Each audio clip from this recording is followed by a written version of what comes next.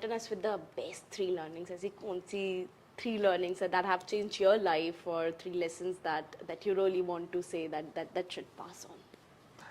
See, I think the biggest learning is that you should value your time, which means that you should document your time. Dr. Kalam, in his mind and also sometimes in his diary, he used to keep a note of how his day is passing. Okay. What good things he learned, what time he could have spent better, what he would not repeat and what he would definitely repeat. I think over time he had honed himself to these positive habits.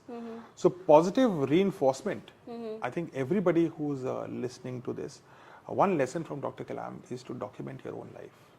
So keep it on. And now though it's very easy. If you are worried that somebody else will read your diary, then just go to the Google Drive and put an Excel sheet. Note, right? That same Excel sheet can work on your phone, the same will work on your mobile, on your computer, anywhere. It's always with you.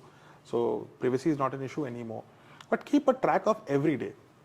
Every day, what did you do in the morning, in the afternoon, in the evening, and write it. And you'll be able to learn from it. So there's something which he taught me to do.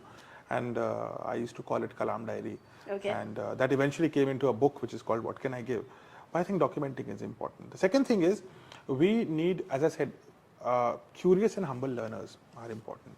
So as you might recall, especially those who follow Dr. Kalam, as on his very last day of life, and I was with him on 27th of July 2015, he was going from, so we were going from Delhi to Guwahati and Guwahati to IIM Shillong. And then we were supposed to come back. So it's a 2-day trip. One day going, lectures, and the next night coming back. He was carrying 3 books with him. Those were the era of books. I mean, today also is an era of books, but now you have those pads. But he was carrying in his little handbag 3 fat books. Right? So when he used to get down, he used to sit in 1A and I would be in 1C. So he would get up and I will follow him, take his bag. The bag was very heavy. So I asked him, how many books you are carrying? I opened the bag. I said, क्या sir 3 किताब लेके चल रहे हो? कौन उठाएगा इसको? So then he said so I said, okay, 1 book. He said, this book I'm reading. Okay, you're reading, so read. So he said, no, but this book is about to finish. And I calculated that in 6 hours of journey, 3 hours going, 3 hours coming back, this book will be finished in like 2-3 hours. Okay. So then I was, okay, second book I have to read. So I said, okay, now 2 books. What is the third book about? So he said, you see, if I finish the first book is good, second book I don't know. What if the book is not good? Then I need a backup. Because I don't want to, 2 hours I have. I don't want to, or 2-3 hours I have extra after reading the first book. I don't want to waste that time. You see, that's the emphasis on creating knowledge. People who want to be like Dr. Kalam should fall in love with knowledge. Learning, knowledge, creativity, all these things will not just make you wiser with your friends and with anybody else you want to appear wise with, but it will also make you happy. There is a charm and happiness in knowing. And it's very human. It will be with you, it will be with me, it will be with everybody, each one of you. And the reason for that is because we are explorers here.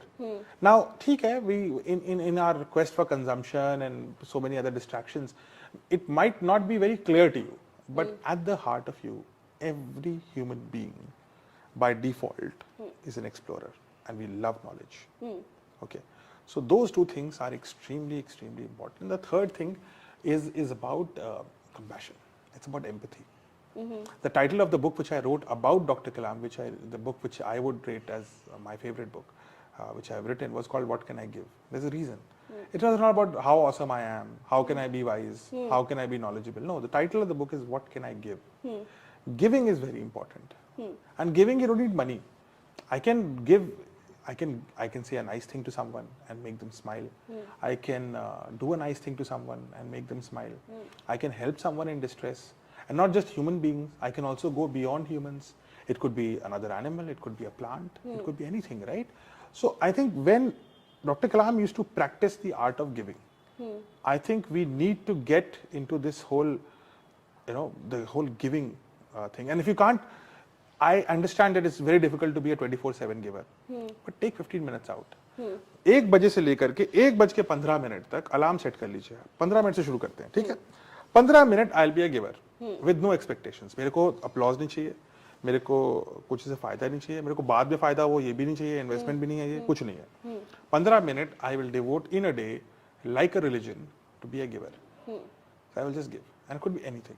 और interestingly हमारे जो if you go a traditional civilizational wealth, giving is a practice start, and giving without expectation. अब लोग कहते हैं काली गाय को खाना खिलाना is dakyanusi, is all that stuff, but there's a reason. You are going to feed an animal which will never, stray animal, which will never give you anything in return, and the act of giving is practiced in that act of religion. So it's not superstitious. Well, it may sound that way, but it's not for the cow as much as it is for you. Right? Because when you give, you inherently feel better about yourself. Neurologically, you feel better about yourself. There are hormones inside your brain like serotonin which go in, which is the most powerful hormone which can go in your brain, unlike dopamine, which basically comes when you play with your mobile phone or when people smoke. Anything which is sensory leads to dopamine. Temporary, and every time you need more of it. Right. So you need kick, bigger and bigger kick. With serotonin, does not, and that happens only in your brain. Doesn't even go outside it. And when that acts in your brain, you feel a sense of satisfaction and gratitude, and that is permanent, and that is not addictive. Like the other pleasures are very addictive. Satisfaction is not addictive. So you feel that that comes when you acquire the act of giving. So when you give something with no expectations, you become healthier. So you give yourself health and happiness, and that's all what we need: health and happiness, right? So I think those 3 things are extremely important. There's a whole book on it. There are 45 things, but we'll run out of the day if we keep narrating that. What Can I Give book is all about that only.